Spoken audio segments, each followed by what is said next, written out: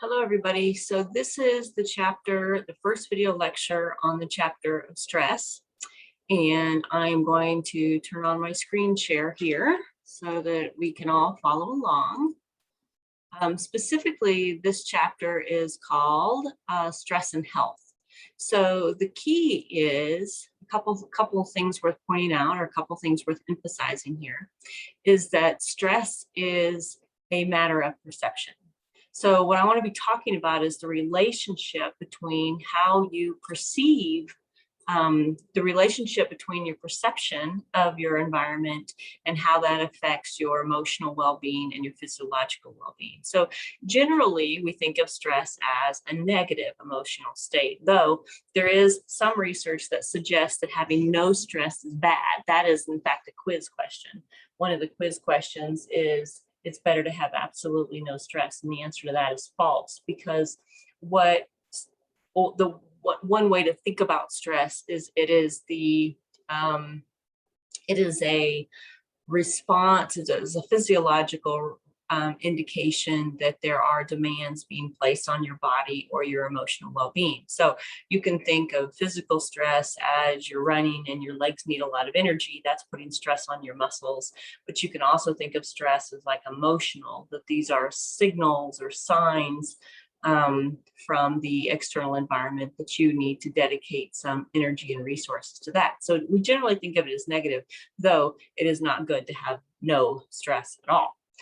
It's a matter of perception. So here's another really important concept right here, that it's a matter of how we perceive, but the key is how you perceive the relationship between what's happening, what needs your attention, and your resources. So it's a response to events that we perceive as being challenging. So another quiz question or exam question is, if you feel like you have studied plenty for the exam and you sit down and you know the answers, that is not a stressful exam, because your perception is you are prepared, you have the resources. So how we respond to things that we define as stress depends on how we think about it. So our cognitive appraisal, our thoughtful opinion, cognitive appraisal, and how we perceive the resources. So do we feel like we have what we need? Is this a bad thing, and a bad thing that I don't have the resources that I need? Or is this a good thing that I'm totally prepared for, right? If it's a bad thing that I don't have the resources, that's negative stress. If it's an adventure and I can get through it, then we will respond differently. The psychological significance is stress affects how we feel emotionally, our emotional well-being, but also our physical well-being, and how we respond to the environment. So this is sometimes called a biopsychosocial model of health. And you can notice how they all overlap, right? You have your biological characteristics, and you have your social characteristics, and you have your psychological characteristics, and how they all come together. What are your social demands? What are your biological demands? And what are your psychological demands? And all those things affect our mental health, right? This is not the perfect model to explain what I'm trying to talk about here, but it's the best I could find. So, for instance, some of the examples that are offered, like noise and loudness, those are things in the social environment, right? And it's our biology. They affect our ears, and how that affect our ears affects how we respond to things emotionally. Oh, I see a typo here, interactions. All right. So for examples, noise and loudness, that puts biological pressure on our hearing, that affects how we're able to concentrate, and that affects our social interactions. Trying to think of a better example. I wasn't prepared for coming up with too many examples. So let's think of I know. So your back hurts. That would be me. Your back hurts, and this makes you feel kind of edgy. You're feeling stressed, maybe a little worried about how your back is feeling, and this makes you more irritable. Or maybe your boss, or maybe you work in a preschool and the children were really getting on your nerves, or you're worried about your children. Your social pressures of your social environment affect your affect the attention that you give. And chapters ago, we agreed or acknowledged that what happens in our head affects our biology. So that's sort of, and the point is that all these things overlap. So I would argue that most of the time we're talking about stress, most of the time we're talking about social things. And those social things affect how we think in our head, what happens in our head, and then how our head responds to things has very real, measurable effects on our health. And that's one of the things that we'll talk about in this chapter, is that mechanism. And that mechanism is something called cortisol, amongst other things. But cortisol is a hormone that when we use a lot of cortisol, our body is not healing. So back to chapter 2, when we were talking about the sympathetic and the parasympathetic, stress is part of the sympathetic nervous system, and it takes a ton of resources. It uses a ton of energy. This parasympathetic system is the rest and digest and the healing system. Okay, so in these next couple of slides, I want to talk about how do we measure this phenomena of stress, right? The different ways that psychologists, one of the very outdated ways was this one called social readjustment rating scale. And it was concluded that you had stress if you scored what we'll call 100 life change units. So I hope you can read what's on this, what's on this scale. It has things like death of a spouse. That was considered the most stressful, was the death of a spouse, divorce, jail term, being fired, retirement, pregnancy, vacation, and Christmas. Those both had 10 and 12 and 13. And when your total was 100, then you were said to be stressed out. Well, I don't know. I suspect some of you listening to this recorded video here probably have not had any of these, right? Well, you would have had vacation and Christmas, but hopefully you've not too many of you have spent time in jail or have had your spouse. Well, shoot, you may not even have a spouse, right?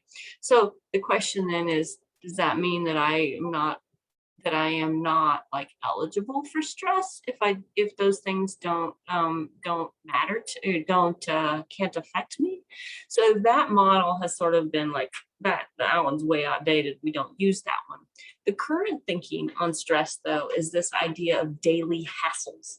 And the point is that there are lots of little things that happen over the course of our day of just surviving, of just living our life, that add up.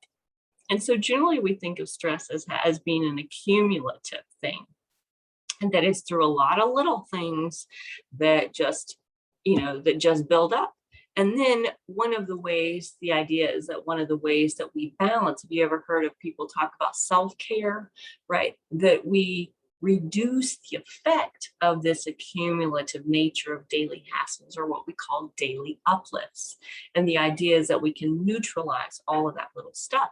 So in one of the in the discussion post that goes along with this video lecture, I've asked you to recall some of your daily hassles. What are the little things that get on your nerves, right? What are the little things that stress you out? And chances are it's not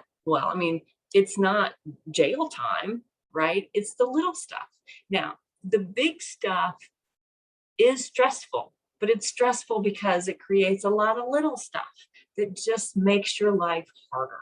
You get up and you have a low tire light on your car and you realize you don't have any gas to get to work, or you got stuck by a train, or there was no sugar for your coffee, or you couldn't find your car keys, or your kids won't put on their shoes, or you get your kid to school and you realize it was picture day, right? None of that stuff is huge, but you have really bad days when it all builds up.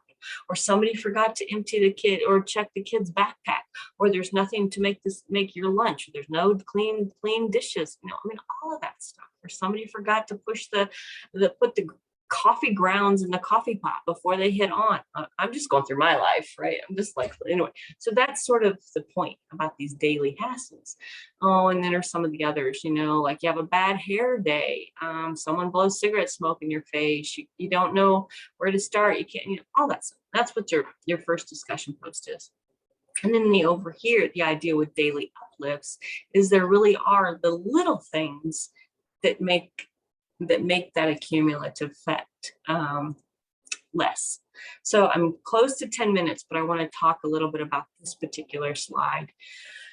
Um, there's there is a in the social science research, we talk a lot about the effect of inequality, structure on the effect of culture. And the reason things like racism and sexism and inequality are thought to be bad is because they have this accumulative effect on our they are contributors to the accumulative effect of stress. So other accumulative stressors are like the environment. Is the air clear, right? Is it foggy? Is the water clean? When you drive to work or when you walk through your neighborhood, is it littered with beer cans? All of those things in and of themselves are just kind of drags. But when they are contributors to other things, they can be very stressful. Not knowing what the future is going to be, right? That can be very stressful. Living in fear, because fear affects the physiological response to cortisol, which I'll talk about in the next lecture. Simply not knowing when you live in an economic situation and you only have enough money to pay your bills and you can't afford all the little extras that come with life, right? I can remember a time when I was in graduate school and anything that cost money, I had to consider if I could do it or not, right? If it meant driving to Topeka, did I have the money to buy the gas? If it meant going to staying after and having dinner with my friends, did I have the money to go to dinner with my friends? A birthday party for my kids? All of those things make it harder. They build up in that daily hassle, right? So being poor is very stressful. And then there's another term that's in one of the textbooks that I've used called acculturative stress.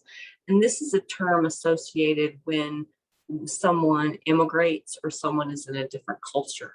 And they have to reconcile, like in order to be successful in this culture, am I going to fully embrace it? Or how am I going to take my cultural or my religious practices and hold on to the old versus embrace the new? And so that's really what these are, right? How do you hold on? Do you just think about the old and embrace the new? Assimilation, you discard the old and you become fully American, right? Or yeah, so that's really what acculturative stress here. So I'm going to stop this video lecture here. And when I come back, I'm going to talk about some of the physiology of stress.